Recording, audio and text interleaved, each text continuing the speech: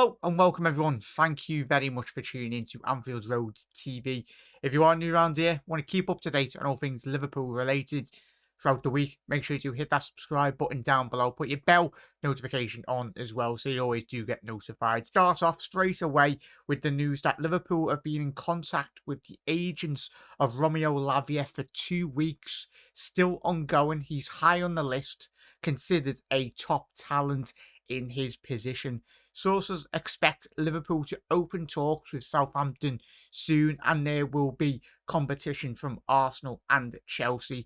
That is coming from Fabrizio Romano. Reds, let us know your thoughts in the comment section below. A hugely talented youngster, only 19 years old, playing a big role in Southampton's side last season. Yes, he went down, but obviously, he was on the books famously of Manchester City not too long ago anyway. They have got a buyout clause, I think, next season. So for any potential club that wants to buy Lavia, as we know, the deal needs to be getting done this summer. She's talented. A lot of people might go, oh, he's been relegated with Southampton, but you look at Gini Wijnaldum, Robinson as well, and certain other players within the Premier League that have really bounced back really well.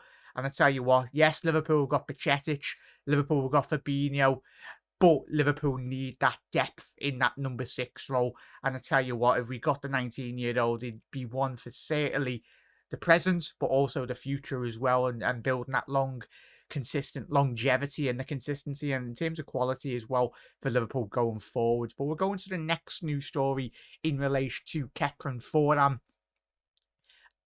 Ben Jacobs is quote tweeted here, understand Liverpool now don't plan to sign Khéphren Thuram following Dominic Szoboszlai's arrival. Talks not taking place with Nice this week. LFC have explored the deal and the price is not an obstacle.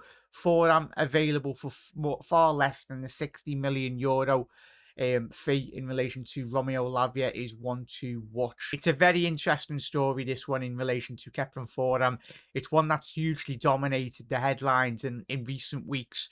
A lot of the speculation as well when we've covered it. Hugely talented French international, 22 years old, being knocked out by Ukraine anyway in the under-21 tournament. I think this one is not officially over. I know Ben Jacobs, a very well-respected journalist anyway, but if we're not, I think this is one to very much keep an eye on, Reds. It will be interesting.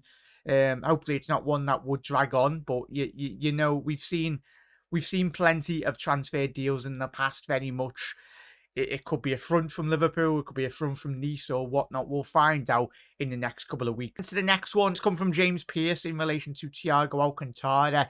Thiago is subject to serious interest from Saudi Arabia and already turned down one lucrative offer. His current plan is to stay at Liverpool for a final year of his contract. Remains to be seen whether that stance changes in the coming weeks as well.